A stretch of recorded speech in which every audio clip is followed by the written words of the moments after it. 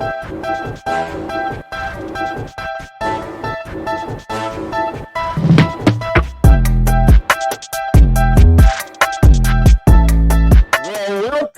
to Cave Talk, everybody. Oh, what's up, man? You know, this is what we do.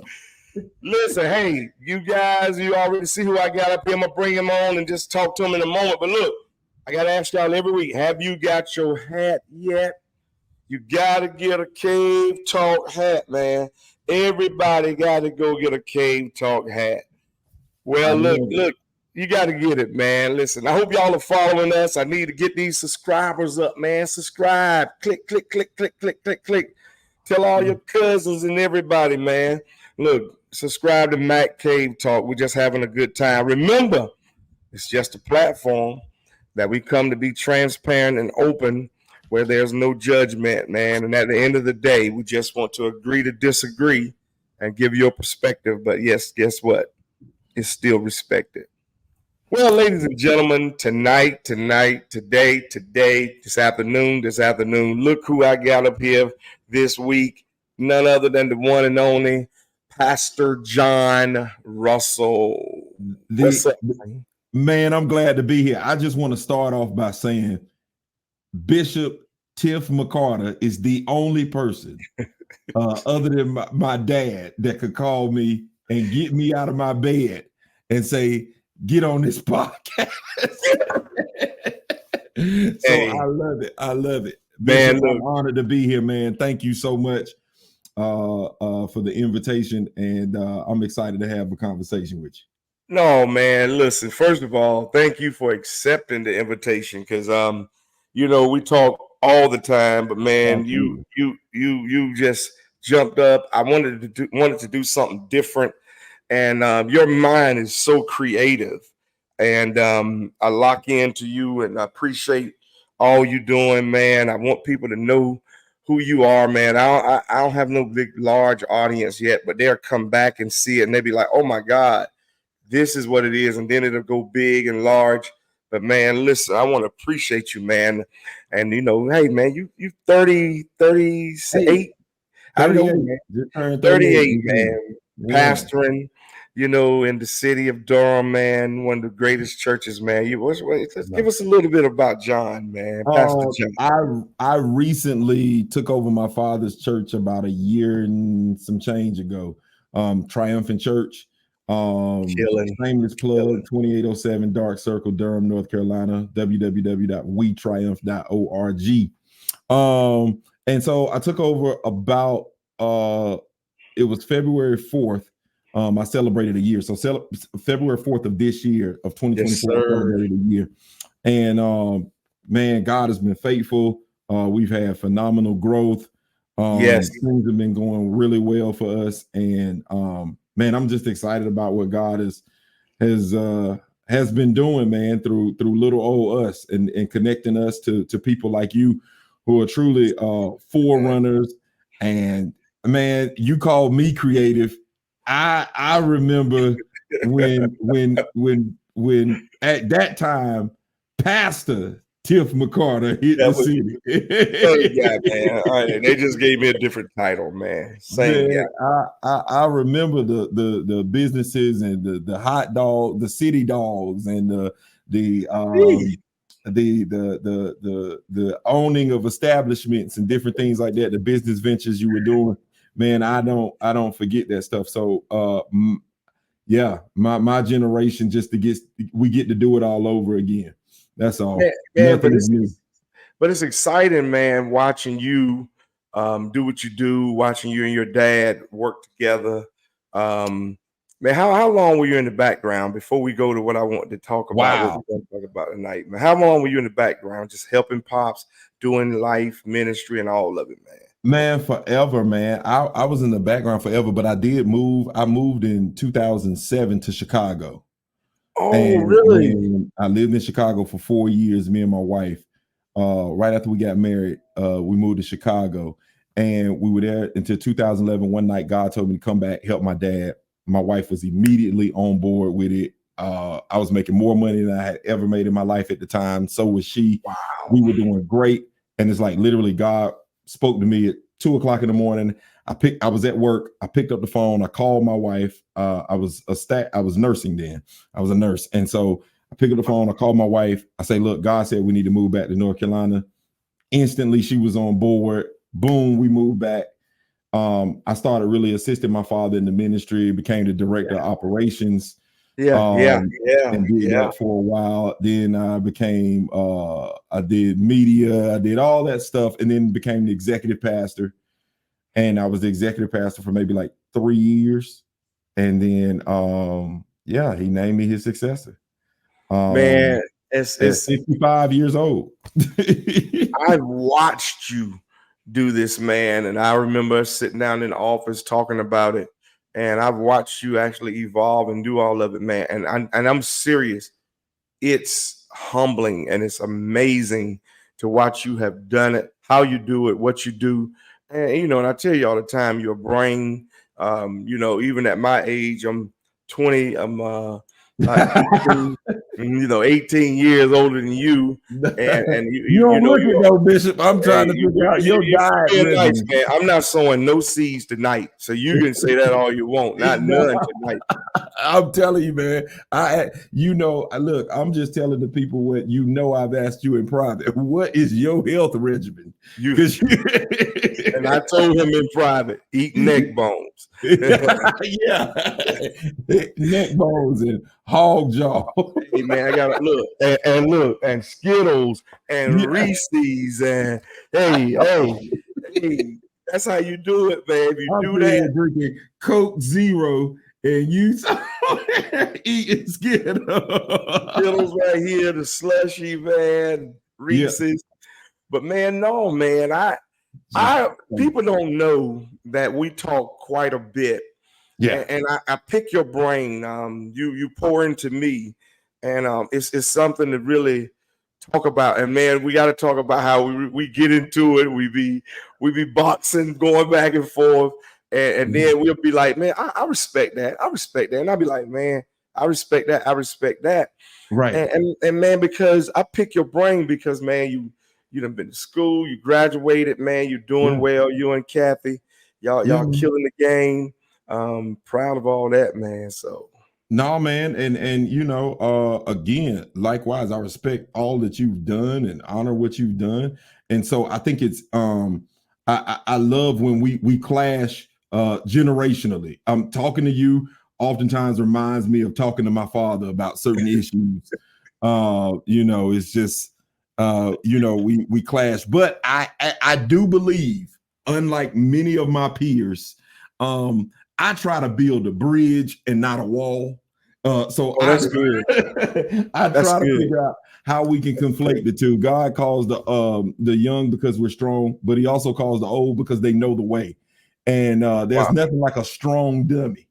And so I refuse to be a strong dummy. So I try to keep some people around me that's able to say, look, you don't move like that, young man. Avoid the mistake I made. Or I talked to you about that even on a personal level. I've always been transparent and open and say, man, I've made some bad moves here and done some things that wasn't this correct way. So I'm very candid with you because man, I'm honestly, I tell you, I want to see you win.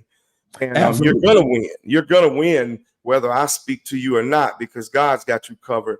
But I think it's important that we as guys who have traveled too, man, to be able to share those intimate moments and to talk about those things, man, because we won't share. We won't. I don't know why, but sometimes we won't share, man. Well, that's the thing with the kingdom, man. It's oftentimes the older guys will sit around and they will bash the younger guys, and then we sit around and bash y'all, right? And it's like the blessing for both of us is figuring out how to come together. We both win together. You can't do it forever, and I don't need to do it stupid. So let me be your strength and you be my brain. And it's like, or at least the wisdom. Okay, yeah, I got fresh new creativity, but then like my father is all the time, he's able to say, hey, that's a good idea, son, but don't do that too quick, because that will happen. This could happen. And it's like, oh wow, I didn't think about it like that. Man. And so, and I mean, even you know, we talked on some private things, you know, some things I was thinking of doing in the church. And I'm like, hey man, I'm about to do this, Bishop. What you think? And you like, no, let the people need that first before you do that. Don't do that. Yeah. And it's like, you know what? I wouldn't have saw it like that. And as time has went on, I'm glad that I'm like, okay, yeah. Yeah, but flip side of that, man. But you have taken the youthful side of you and the mature. And matter of fact, that's one of the things I want to talk about tonight. Okay. Is and we're already into it. Is this generational gap? Oh this man, generational gap, man, and it's reality. And yeah. you know, man, I'm just. Hey, my kids are 32. My kids are one of my Your oldest kids are child. my age. Your age, you're 6 years apart, 32, right. 26, and 20. Right. But yet still, man, a lot of times, and that's the truth, man. A lot of times they don't see it the way I see it. Right. But here's what I can honestly say. My kids have been very respectful. They have, yeah.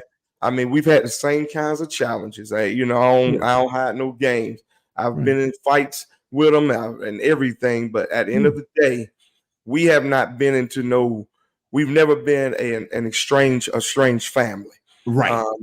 And man, but generational, man, you know, that it's big, especially in the church, in the world, everywhere. Give me your perspective, and man, I'm gonna talk about a couple things. Okay. So generational perspective, man, is I'll just start here. The older generation speaks from experience. We speak from theory. All right. Oh, So we theorize, hypothesize, and we come up with, we guessing. Truth be told, we're guessing. I mean, let's just face it. We're guessing. We're guessing. Gotcha. And you guys, the Generation X, Boomer generation, even the generation before them, I think it's Motown. That those generations, y'all are not guessing anymore. It's y'all are speaking from experience. Now, I love how you always say, and you do something that most people don't do, and my dad does it too. And I think that's why I took to y'all in my ears to you, because what did you say? You said something. You say this, your experience. My dad words it a little different, but basically it's, you always say your experience might not be my experience. Yeah. However, gosh, man, from my experience, I did this, Russell, and when I did it, this happened. And I want to avoid that for you. Trying to make it avoid that for you, man. Right. I heard this week, man. My father-in-law actually said this: you can't rush experience. Amen. Amen. Amen. That thing, and see, he's 70 something, I'm 50 something, and you're 30 something. Right. And it registered with me at 56. And I think what happens a lot, man, a lot of times younger, you're trying to rush it. Oh yeah, man. Look, we live in a society where everything is like, how good you are is not just measured by your ability to get it done. It's measured by how quickly you're able to do it. So think about it. Just even as businessmen and as pastors. All right. So businessmen and businessmen, that you got what you do secularly, how you know other things you're into, and then you got what you're into for the Lord. All right. Think about it. It's the same. As a businessman, I get props for being able to say, hey, in 5 years, I was able to build a business that generates, $500,000 plus a year. And it's like, oh, wow. He was able to do that in 4 years. And it's like, that becomes dope. But in your generation, it wasn't just about how fast you could do it. Man, It was wow, he did it. Like he did it. and can you maintain it? Man, it's how long, it's the longevity of it. And it's maintaining. Man, God, go ahead, keep going, man. That's because I feel like my generation, we value the destination. Your generation values the journey. And so it's like we're all about, let me get there. I want to get there. I want to impact people. I want 1,000 people, Bishop. I want my business to hit $1 million, Bishop. And it's like you're doing all this and you're doing that. And it's like, okay, son, that's good. But at the same time, I need you to rest and relax and enjoy the journey, because this $1,000 you just made is gonna prepare you for 10,000, and 10,000 is gonna prepare you for 100,000, and 500,000 is what prepares you for $1 million. And almost the worst thing that can happen to you is you end up at the destination before you're processed. And it's like you said, you can't rush experience. Bro, you killed that. You end up at your destination before you processed. And honestly, man, you hit the nail on the head. And I want to make sure that people don't understand through this podcast of what we've been dealing with now. I'm not belittling younger generation or younger people, because like you said, again, we need your strength, we need your brain. Yeah, we need all of it. But man, I'm telling you, man, the wisdom that comes with the aging, this is, I think, when you understand the wisdom that comes with aging, you will appreciate aging, and it will take out the years of how you're saying, I miss this. I know what to do. You know when to do it. But you're not gonna keep killing me like this. Yeah, it's like you see what I'm saying? It's like, yeah. Oh, I'm about to do this. I'm about to do that. I'm about to do that. And you like, okay. Wait. That's a good idea. Did you? Okay. John, before you put a zip line in your church, did you contact the insurance company? Bro, you see what I'm saying? It's like, hey, you're so right, man. God, you're so right. Because like with me pastoring, and I lease buildings, and I own a building in Henderson even as I speak. But man, one of the things I will share with people about leases and things like that, it's not a problem with leasing it, but man, make sure you understand the TICAM, the things behind it, and all of that. Because like I share people again, I didn't lose. I only gave up one building. I didn't lose my building in Lakewood. It was because the things that were behind it, they tried to actually, how can I put it in a nice way? Hijack you. You told me the story. They tried to hoodwink, bamboozle. They really tried to hoodwink me and bamboozle me.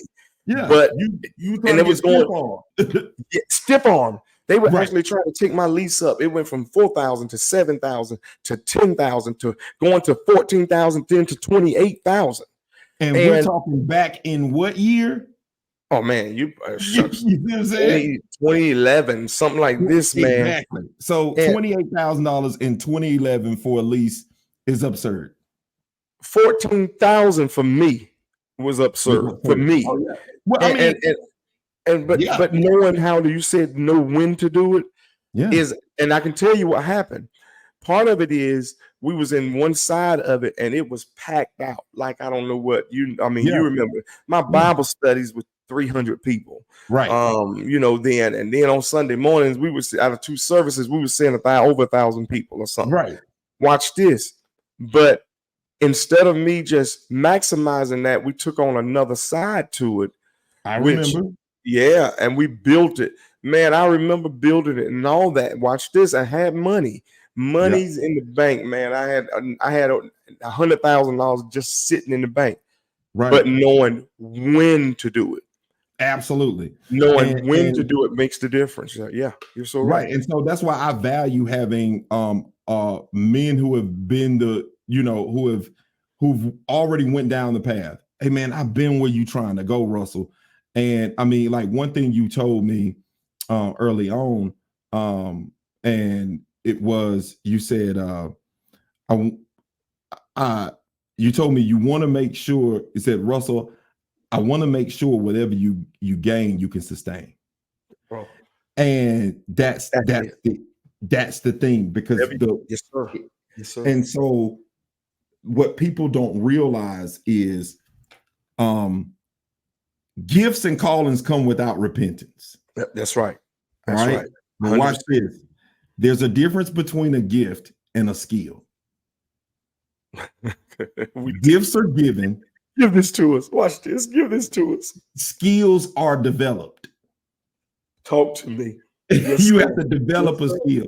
Gifts are given. You dumb with a gift. You stupid with a gift. You crazy with a gift. You sinful with a gift.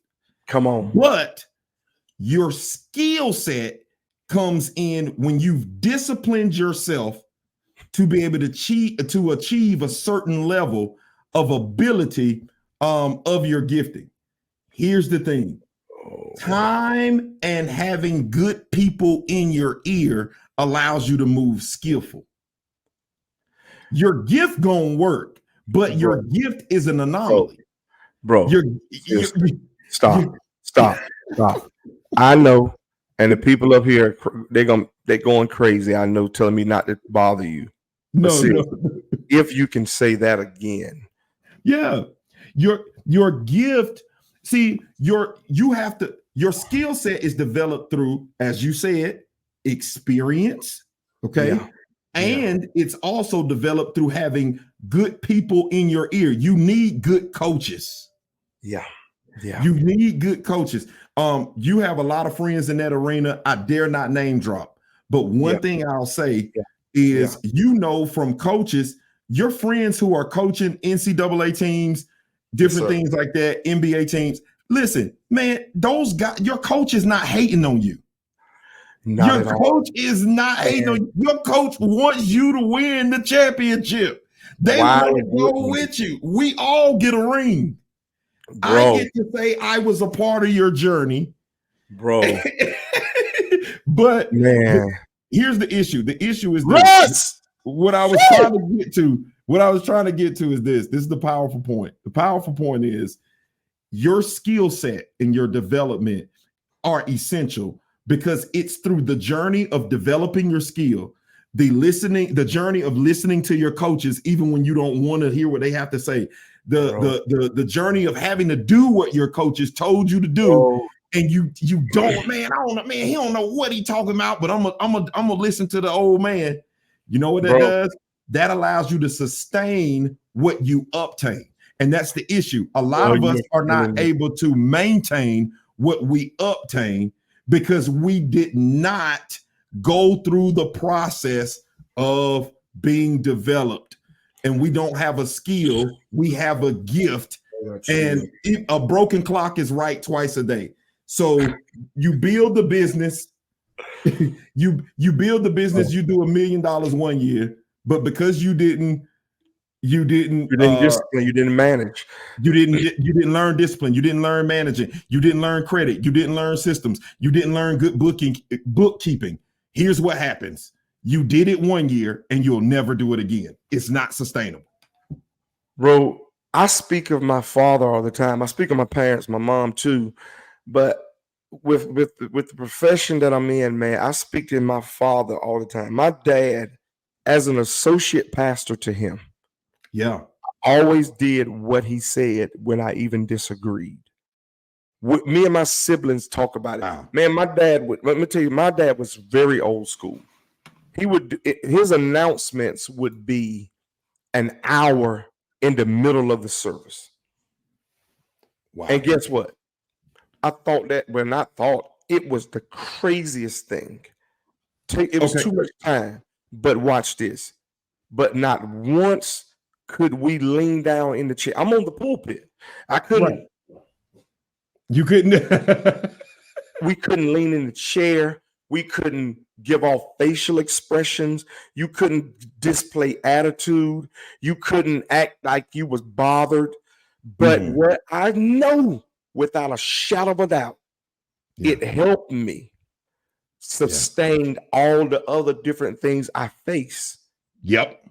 That even in ministry, you're going to have to tackle them. The issue I have with this generation myself is All right. everything is worn on their shoulders and their feelings, and everything is worn out loud.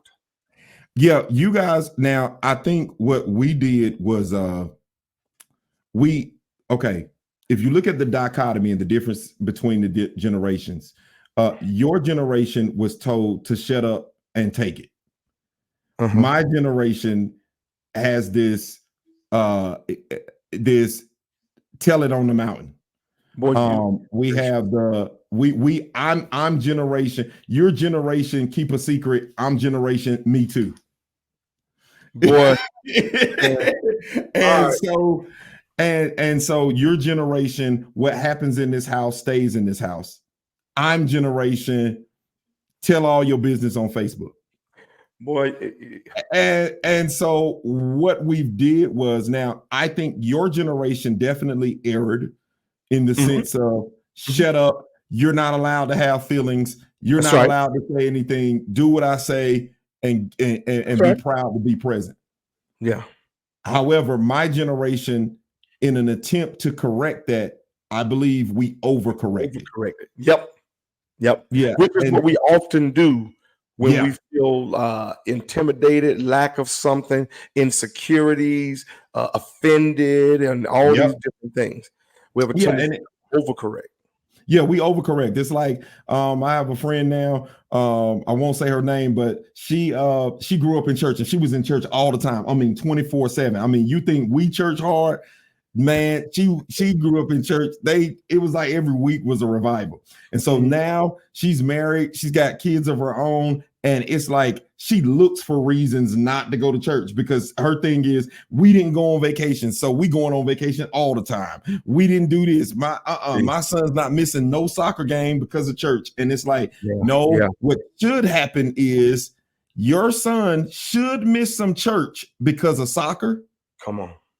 But your son should also probably miss some soccer because of church. Man, that's good. That's good. It's like, but you've overcorrected, and now you got a 16-year-old son, and he's the son of a bishop, and the grandson of a bishop, and he halfway know where church is because you overcorrected. Man, John. Pastor, listen, man. Listen. Man, you good, Bishop. I didn't come up here. I told them people too, man. Seriously, no disrespect. I ain't come up here to be bishop. I came up here really to just share these candid moments, to be Tiff, and to be able to share these moments because, man, I want to be able to figure out how to bridge these generations, because sometimes I don't get it. I'm telling you, I don't know. Now I praised y'all. But I'm gonna get on y'all too. Sure. Okay. Sure. So if you really want to bridge the gap, if you really want to bridge the gap, I think number one, my generation, especially in the African American context, when it comes to church in general and business, we didn't feel like we had a play. Like it was. We don't know if when is it going to be our turn? Because in church it's like you die in the seat. That's right. Like this is like in the last 10 years we're starting to see for the first time in the Black church people do like my dad did. He retired. Yeah. Bishop Blake retiring, and people allowing themselves to be emeritized. Even the Pope, Bishop the Pope, the Pope said, "I ain't dying in the seat." Hey, and you know where I tell you I am. I'm not dying in the seat. You're not dying in the seat, exactly. But you are, 20 years ago, 56. You'd be a young preacher, Well, people even saying to me now, how are you thinking about that? My dad died at 84, still pastoring. See, yeah, and I didn't agree with it. Right. I don't agree with it. And I just think, you know, at the same time, again, 84, there's definitely still a place for you in ministry. Of course. But I would argue, I don't know if the pastorate is that place. We need you in play at 84. How powerful is it to have a 34-year-old pastor on, a 54-year-old pastor on, and then an 84-year-old emeritized bishop who is somewhere able to guide you to your next, and then also able to steer to remind me, hey, look, you ain't always gonna be 34. Hey, I was just 34 yesterday myself. Absolutely. And now I'm 56. Yeah, but in the African American context, man, we don't have men to help us get old. My dad says it like this. He says you have to be strong to get old. And getting old, you got to be tough to get old. He says you got to be tough, you got to be strong to get old. And a lot of times you need that man in your ear that's telling you, like talking to you and my dad, I'm learning how to be 56. Okay.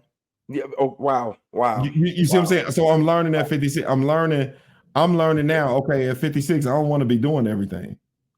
Oh my God, man. Okay. Yes, sir. Okay, so yeah, at 56. So at 38, I gotta be wise at who I invest my time in, because I gotta make sure, okay, are you gonna be a sent son, or are you gonna be a son that remains here? Because a son that's gonna be sent looks different than a son that's gonna be stay here. Now, don't get me wrong, everybody gets a pour, but at the same time, that pour looks different. That pour looks different. Are you going to be a son or are you going to be a servant? It's a difference. It's a difference. It's Sons a difference. Stay home. That's right. Servants go out. That's right. That's right. And it's like, that's right. What are we doing? Because when I'm 56, there's certain aspects of our church I shouldn't even be involved in.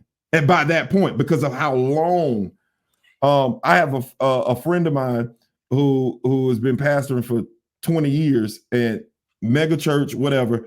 I won't say his name, but he almost got arrested recently because he went to his church. He had left his wallet in his office on a Sunday, goes on a Monday to pick it up.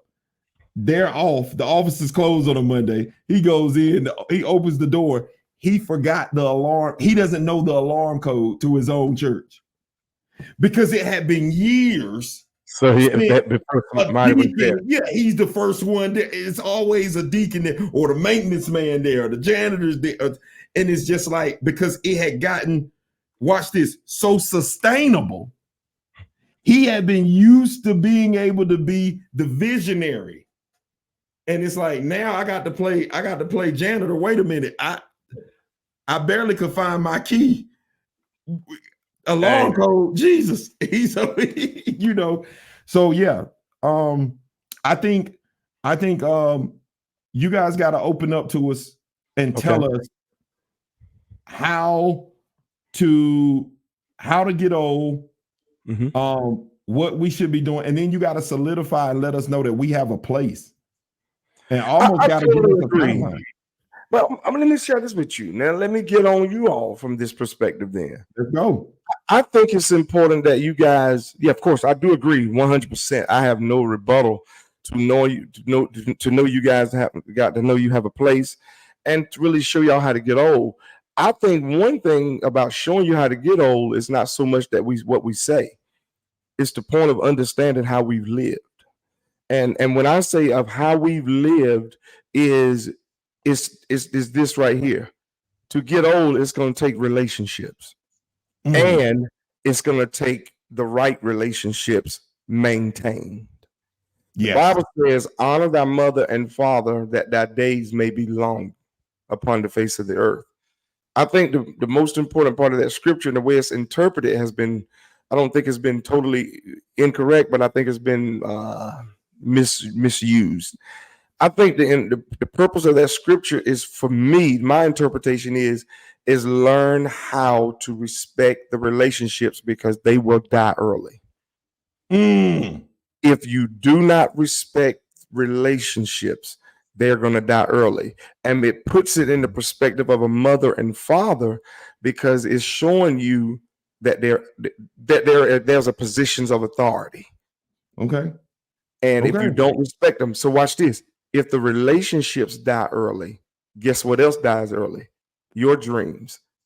Oh, Some of the wow. things you had planned. That's Yeah. my opinion of this. That's how I Okay. interpret that. And let me say this: it doesn't mean you're gonna get it right 100%, Right. but I'll be doggone if you're gonna get it wrong 99%. Absolutely.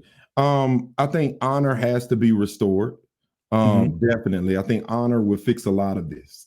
But at the Wow. same time, I think we have to make sure we're honorable. Mhm. And I think for generations, the older generation thought that they could you can't just pee on people. You That's can't right. just, you can't just say, "Oh, son, shut up, do this, do that." There comes some point where you can't treat him like a flunky because Mhm. he has potential. He's gifted. He's you without wisdom. Mhm. Mhm. He's you Mhm. without the experience. Mhm. He's raw talent. And it's like, okay, I so disagree with you on that part about you can't tell them shut up or be quiet. I think it's a point where you got to be able to just be oh, quiet. oh well, definitely. Don't get me I, wrong. hey, That can't be this is good. This is what I there want should right be, here.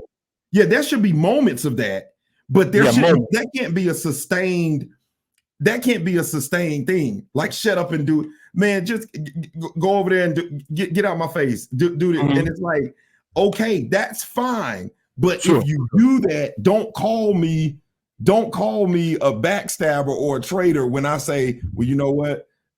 It's time for me to go. That's right. But if it's time for you to go, that means you also going to be able to sustain where you're going. I agree. You You're should going to be. be able to It's sustain where time you're for me to going. go. And guess what? And you're going to be able to sustain it, and you're going to be able to maintain it, and you're going to be able to understand. But guess what? But in the place of authority, you will never. I think one of the things this generation does a lot to me is they try to come in our space and try to take over the authority of what our space is. When we're not just looking at where we are, we're looking at what it took for us to get here. Absolutely. Like I agree. we yeah, and I'm not saying that in a negative way, but man, we sacrifice. Man, let me be honest with you. Your dad and myself, think about this. This is the perspective I put it in. You jump in and kill me on this. My dad built the church without social media. Wow. Yeah. Your dad, all those years of it was done. It wasn't done with all this social media. So you got to think about, and I'm just saying that's the light side of it. Think about all that labor of trying to get some people. He's standing out there, people passing by. Come in here, come to church. Yeah. And now you want to come up here and disrespect or disregard or not honor the journey of it. That gets offensive to us. Very much so. And I think, and that's something we have to learn. I'm going to say this, and this may make some of your listeners upset. Oh, man, come on. We're good. All right. All right. So here's what we're seeing. The reason why I think we see so much dishonor in the Black church is because we see so much chaos in the Black home. In church, you have to understand. Wow. In church is a lot of times. Just think about it. Guys you falling out with, they did not. Most of them did not have a daddy. Boy, and good gracious. And so here they are. This is their first encounter. Watch this with male authority. And alpha. Mama gives you what you think you should have. I'm sorry. Yeah, mama gives you what she thinks you should have. Men tend to give you what you earned. And so what happens is when you come from a place where all your life you've been given what someone thinks you should have, and then now you're at a place where some man is telling you got to earn it, And watch this. And then it takes time, and my generation is all about speed. Wow. Then, because again, my generation is not impressed if you've been pastoring 20 years and you got 1,000 people. They're gonna say, that's right. You've been pastoring 20 years, you should have 1,000. You should have 1,000. Yep. That's crazy. And that's really true. But what we sweat is, oh man, that church is 2 years old and they got 1,000 people. And it's like, to me, both are commendable. It's awesome that you did it in 2 years. Great. But that's not you. Let's be real. That's God. That's God, sir. Sir, can you please say that again? That's God. I think the guy who does it in 20 years probably has a little bit more bragging rights because he probably had to put a little more work in over those 20 years. But I won't get into that. But I'll say this. When it comes to us as young people, having to interact with older men, often with men in clergy, period. A lot of times, man, these guys didn't grow up with a father. They've never had male authority. They haven't been told, shut up, sit down by a man. Let's just be real. Wow. I didn't thought of it like that. Yeah, and so you're dealing with that. And it becomes it's an issue. It becomes a major. And I want to make sure we understand. I'm not even literally saying shut up. Like, oh yeah. No. I'm simply saying you're saying wait, not yet. Yeah, that's all. That's what we're saying. A lot of times we're just saying hold up, just wait. Okay, but then the question becomes that we want to know. Okay, that's you good. say wait, hold up. Mm-hmm. Okay, and then here was my question to my father.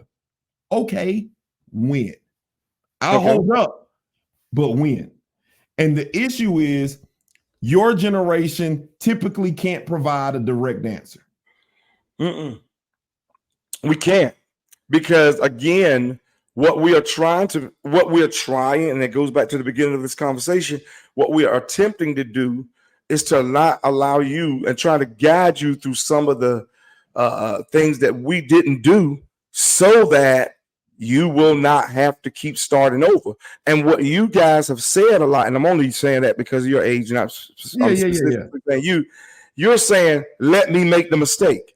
And I think that is one of the most dumbest statements that I think people say. And I'm gonna say this, man. I mean, I'm just gonna keep it real. I've had people to say to me, well, once Carl got away with it, why can't I do it? Does that mean that they got away with it? And does it mean that it was right that they did it? No. So why do you simply want to use an example of something that wasn't even accurate or right either way? And I want to say, man, wake up. I think sometimes, Bishop, I'm going to ask this, and again, this is your podcast, so tell me to shut up. Sometimes you got to ask yourself, are these even smart people? Because the litmus test for someone being a pastor now, or being or doing anything, being a guru, let's just say a guru, being a leader at anything, because I don't just want to talk to the church. That's right. That's good. Being a leader, becoming a leader at anything, the litmus test right now is so low. Like you got 1,000 followers, you a guru on something. You can get up tomorrow and never have. You cannot own, Bishop. You can own one. Say you owned one semi truck, semi truck. Yeah. Excuse me, and you own one. You only got one. And you bought it yesterday. You can start a podcast. Now you ain't made $1 million yet, but how to make $1 million off your trucking business. And if you can get traction, all of a sudden you become an authority in an area that you really shouldn't be.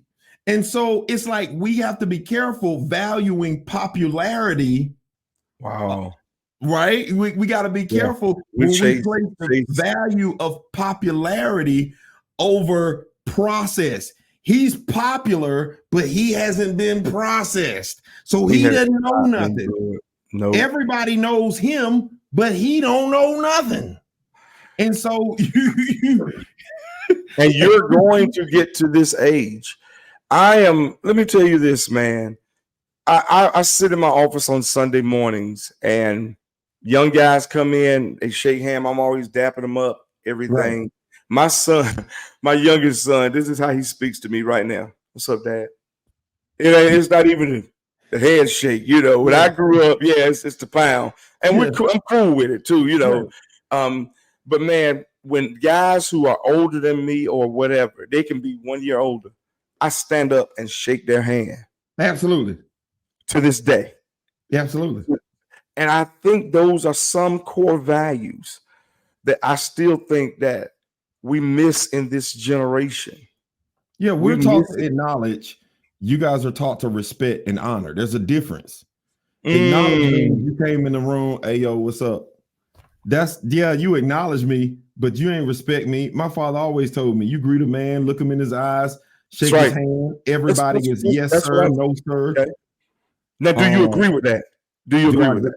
Yeah, I agree with it. I'm old school in that regard. Okay. Honestly, because my father always taught me your manners will get you what your money won't. And so I'm real big on being. Hey, you're not gonna do that. You're not going to not expound on this and just talk. Your manners will get you what your money won't. Okay, so just think about even how we met, right? Attitude, yeah. Oh yeah, how we met. Yeah, so if you recount our story, I showed up respect. Hey, bro, how you doing, Bishop? Look, heard you've been doing great things. I've admired your ministry from afar. Blah, blah, blah, blah. This is years ago. Yeah, this is years ago. I showed up with a seed in my hand. Hey, man, acknowledge what you're doing. Hey, man, I'm going to come out when y'all opening up. All right, I'm going to be there for the grand opening. Show up. It's like you show up honoring. And that's that's how you get an audience. And so like people ask me all the time, they'll say, hey, man, how do I get closer to my pastor? How do I get closer to my boss at work? How do I get closer to, somebody that I admire and I want to be able to pick their brain? I always show up honoring. If you honor somebody, when I feel like you respect me, I feel like you respect my time. If I feel like you respect my time, I feel like you're worth my time. And so I'm really about to be pissed off because you're not going to be killing us. I feel like you're worth my time. You got to be worth my time. Are you worth my time? Like, come on, think about it. Like, if somebody's calling you, you've been pastoring over what, 30 years? Over 30 years, yeah. Over 30 years. So if I call you and I say, hey, yo, Bishop, I got a friend, young guy, he's starting to pastor. I really think y'all need to be connected because he really needs you in his life, right? The first thing I know my dad asks me when I do stuff like that is, okay, is he gonna listen?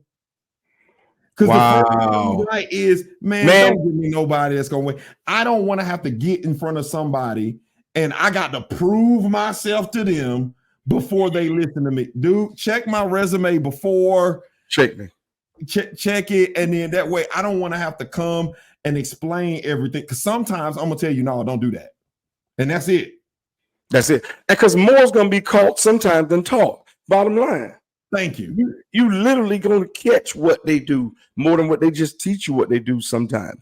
Man, Absolutely. This is, oh my God, man, this, man, I think this is needed for what we're dealing with right now, man, because this generational gap and the generational difference of honorability, even to the point where, like you said about speaking. Yeah, I told my son, y'all were taught to respect, like, but again, another man. I'm just telling you, it always goes back to the home to me. Yeah, another man taught me this. Yeah, another man taught you. Your Lady Trina did not have to teach Joshua how to look a man in his face and shake his hand. Dad did that. You know, and so even though Pops gets a pound, I bet you Joshua could go somewhere else. And to somebody who don't know his name, he knows how to. He don't know how to behave. Yes, sir. Yes, sir. He's not gonna do that. He don't know if Isaiah goes somewhere else. Yeah, and he's somewhere, Pops might get what up, Pops, but that's y'all thing. But if he goes somewhere else, it's how you doing, sir? Yes, sir. That's right. Know. I even had to mess with him when I saw him at the ordination service, and he was like, "How you doing, sir?" I'm like, "Man, no, how you doing, sir? Me, what's up, dude? We're family." Like, but that's how he's been taught. Yeah, but listen to what you said again, and I hate to be repetitive, but your manners will get you what your money can, which is nothing but attitude. And this is what I be trying to tell people: you have to check your attitude. Okay, Bishop, you're always giving. You always give. You give. Yeah, and think about it. How many people you've blessed, man? I'm pretty sure you've blessed somebody who, when you gave it to them, they almost looked like they were entitled to it. And then you've also blessed people that when you gave it to them, they somewhere like, oh my God, they cry, they it's just mind blown. And when they are like humbled by it, and it makes you want to do more for them. Gratitude is the seed for more. Ungratitude is the seed for less. Say that again. They need to hear that. No, that's just a fact, man. I've read that. Gratitude is the seed for more. Ungratitude is the seed for less. Oh man, that's attitude is the seed for less. I love it. I love it. Gratitude. If somebody tells you thanks, I even said this, man. This is strictly me. One of my love languages in this earth life, and this ain't got nothing to do with just relationship wise, husband wife, is to show me appreciation of what I do. Thank you. No, I'm serious. Everybody talking about their love language is this right here. Man, mine is simply show me some appreciation. Man, I will flip over tables and everything to do something for you. I tell the women in our church all the time, I say, listen, if you got a good man, if you praise him for going to the mailbox, the Negro gonna come back and he gonna try to go to the moon. If you appreciate him for going to the mailbox, if you tell him, if he made you a sandwich and you somewhere like, babe, you cooked? I just made you. Come on, dog. Oh my God, I can't. Thank you so much. Oh, babe, that sandwich was so good, man. Next thing you know, that joker done fired up the grill. He trying to go because now he got to outdo himself, and he feels like he's got an audience, and I don't perform. You're trying to get me to perform, and you're not going to be an audience. Where are the hand claps? Ooh. No act performs without an audience. Sir. What do you want to do? Act like you love me. Act like you appreciate me. Don't just say it. You want me to act like it. You want me to act like it. You want me to act like it. No actor performs without an audience. Now, don't y'all take that and say, "Oh, well, you're not being genuine." No, I'm saying you're. Sir. I want to be genuine. It's not an act as far as pretend, but it is me putting effort. And effort needs to be acknowledged. Sir, COVID was different. Right. We preached without an audience. And at the end of the day, it was different. Thank God for an audience. I don't know if I'm going on the right path. I don't know if I'm going, this is an art to be able to talk without, it's an art to be able to preach without an audience. Man, you know why it's a podcast like this that goes well? Because I have an audience. You're my audience. I'm your audience. Absolutely. We're having a conversation. We're having a conversation. Yeah. So, man, you know what? I wanted to talk to you about something else, but you know what I'm going to do? I'm going to ask you, and I'll honor you, and I'll give you a seed, man. No, you won't. I want you to come back. Oh, yes, I will. No, Yes, man, I will. I don't. I want Man, you to come look, back to talk about young something else. men, young fellas, listen. Again, you see what I just did? You don't. It's not about that. You don't. It's honor. The bishop called. He's a legend in our city. No, He's impacted thousands of people. He's done some awesome things in ministry. Man, I'm blessed to be sitting across from you. no, sir. So No, I sir. don't take. We are blessed to sit across from each other. Man, people don't know our birthdays. We send each other gifts. Right. We Absolutely. cash app each other, man, and things like that. Absolutely. And this is something that no one's ever known. Right. Right. That's what we do because I still honor. And man, I'm telling you, man. Well, I'm not public with my friendships for a reason, because this is a nugget for everybody, because I protect them. Yeah, yeah. But you should protect your friendships, and yeah, I protect my friendships. You don't need to know who I'm friends with. Like, we're friends. Yeah, but yeah, man, you got to come back, man, because I got a topic I want to talk about, and I ain't even gonna throw it out there. I'm gonna wait. If you promise me, man, because we got to come back on this topic, because man, with this generational piece, I want to lead it into something else concerning how church, some things that go on in church of today that was different how we grew up. And absolutely. I got to ask you that, man. But man, I'm gonna tell you, we give me some final words with the generational things from this perspective. Tell us, as the older generation, again, just remind us of something, even if you have to repeat it, how we can help you all, and how we can bridge it. Okay. To make sure that we stay connected and we keep moving and going in a good direction, and then flip it and you say, hey, how can you give us your opinion? I want you to close it. How if I come from a ministry perspective, I did a workshop for Bishop Darren White. Shout out to him. Yes, sir. For Bishop, the bishop, for his international the organization he's the presider of. And I said we talked about passing the baton. All right. Wow. And so I brought up the scripture, the stories of Saul. He was the first king of Israel, and then he gave the baton to David. That's right. And then David gave the baton to Solomon. That's One thing that I've never heard preached is that we actually get to witness a bad passing of the baton, and we then get to witness a good one. Boy, good. So Saul passed the baton terribly. Oh my God! Because he tried to kill his successor. Man. Dude, sir. David passes the baton wonderfully, because what does he do?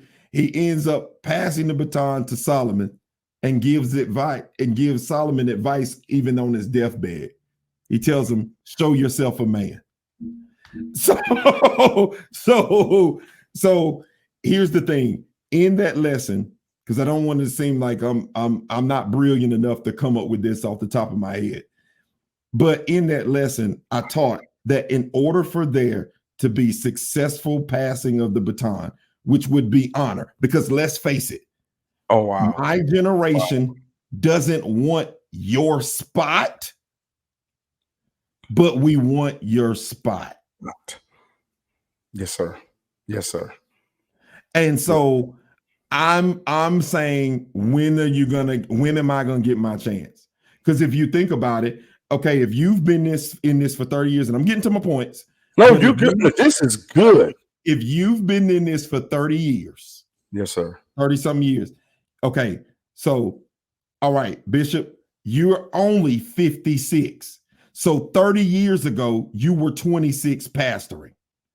Here you are. I actually started pastoring at 22.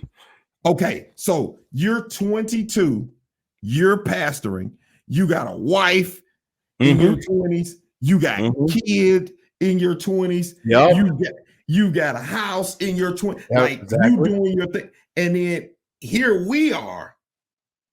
And I'm expecting now, by the time you were 35, I wasn't a pastor at 35. So by the time you 35, you have been pastoring 12 years, 13 years. Boy, you're so right. Yes, sir. You see what I'm saying? And then Yes, you're telling your future successor, oh, you gotta wait, oh, you this, oh, you not old enough, oh, you not mature enough. And it's like, Negro, you were 22. That's true. So here's the deal. In order for there to be successful succession and honoring of the two generations, 3 conversations need to be had on each end. Okay. The first conversation that needs to be had with the successor. Oh, I'm sorry, with the person passing the baton, with the man in the seat now. Yeah. He has to have a conversation first with himself. His conversation with himself needs to go like this.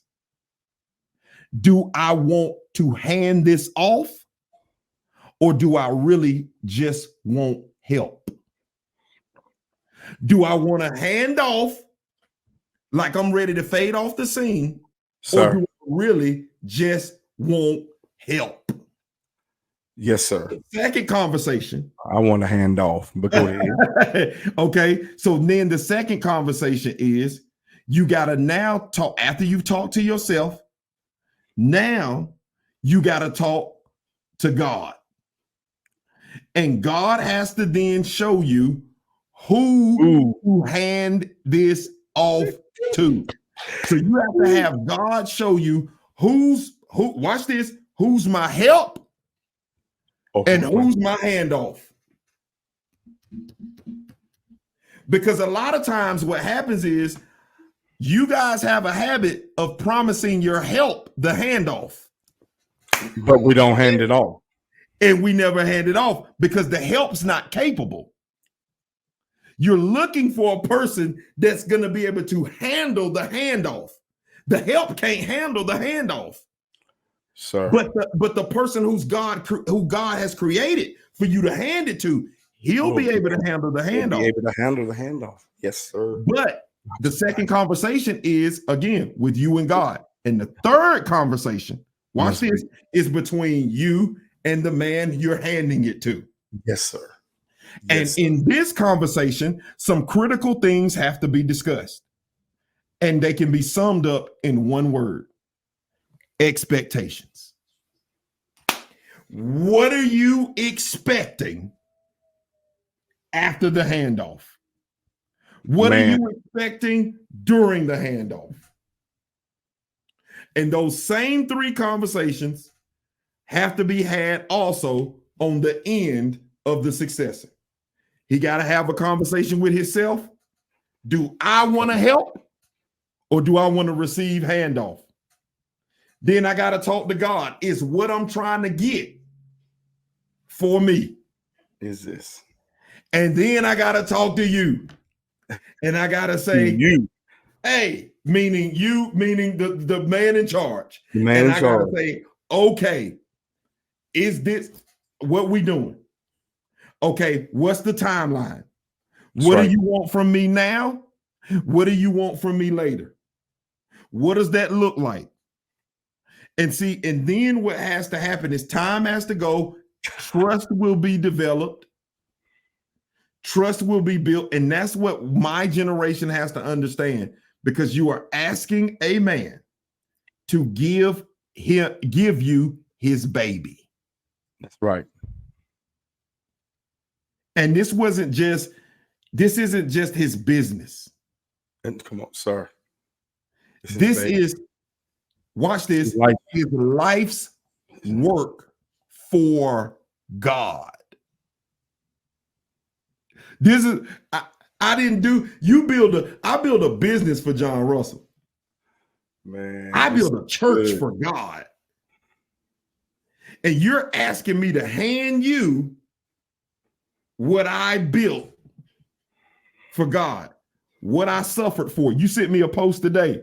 Yeah. You know what I suffered for, what I went without for, what I reached in my pocket and pulled my own resources for. Gave up everything for. What you gave up everything for. I often say this, especially successful pastors. Hear me, all of you successful pastors who have a sizable ministry, pastors who have been able to gain some influence and some things like that. Man, let me tell you, 9 times out of 10, they could have been very successful at something else. Oftentimes, they could have been more successful at something else. Oh my God. 100%. You with the I don't mean no harm, with the perseverance alone that a pastor has to have, man, you've been successful in the military. Oh yeah. Oh, without a question. You retired 5-star general. Oh my God. Easy. So yeah. I mean, so yeah, those are my nuggets. That's good, man. Conversations. I'll leave with this.